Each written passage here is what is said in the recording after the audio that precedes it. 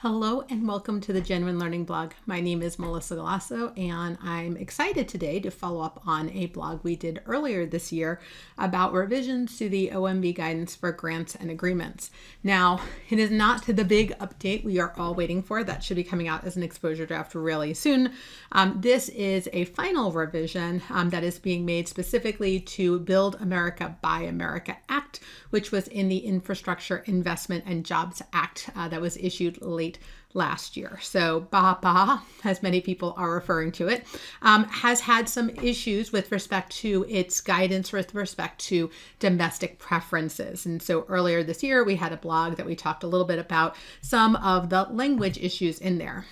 So in August, the OMB did issue final guidance to make changes to different parts of the Code of Federal Regulations here.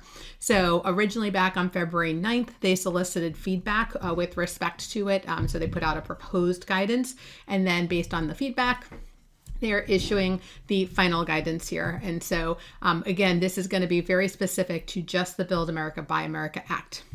But as we discussed in our prior blog, the issue with respect to domestic preferences was really around the verbiage.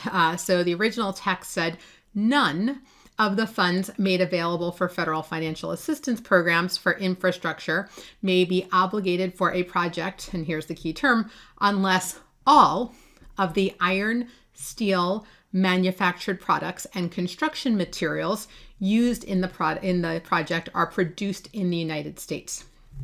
So none and all are very harsh, and construction materials seemed very broad.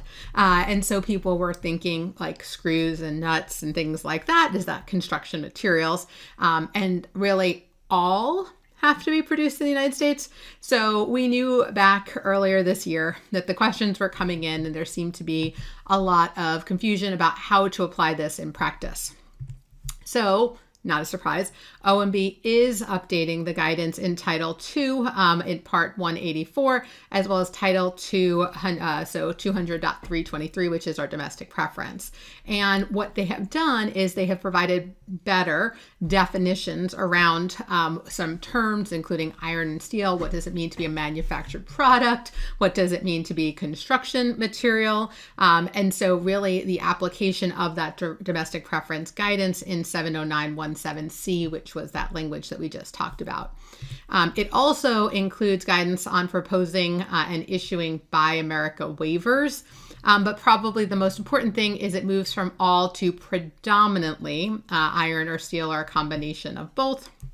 And it talks about some of the updated verbiage here. So they have provided a little bit of relief with respect to the Build America, Buy America Act and some of the, the verbiage there. And this is going to be effective for October 2023. So October 23rd of 2023 is when the revised guidance is officially going to be effective. So for those of you who've been kind of waiting, we did see that in the 2023 compliance supplement, they did update Part 3 to perform procedures around the domestic preference provisions of the Build America, Buy America Act. So hopefully this can give auditors some guidance on how to interpret the guidance and to determine whether everything is being properly followed, as well as that additional waiver guidance. All right, so that is a wrap on this week's blog. I hope that you found it helpful, especially for those of you who are in the middle of the single audit season. We are really knee deep in it right now. So hopefully this can be useful to you as you move forward. So thank you guys so much for joining me today, and I hope to see you on a future blog. Have a great day, guys. Bye-bye.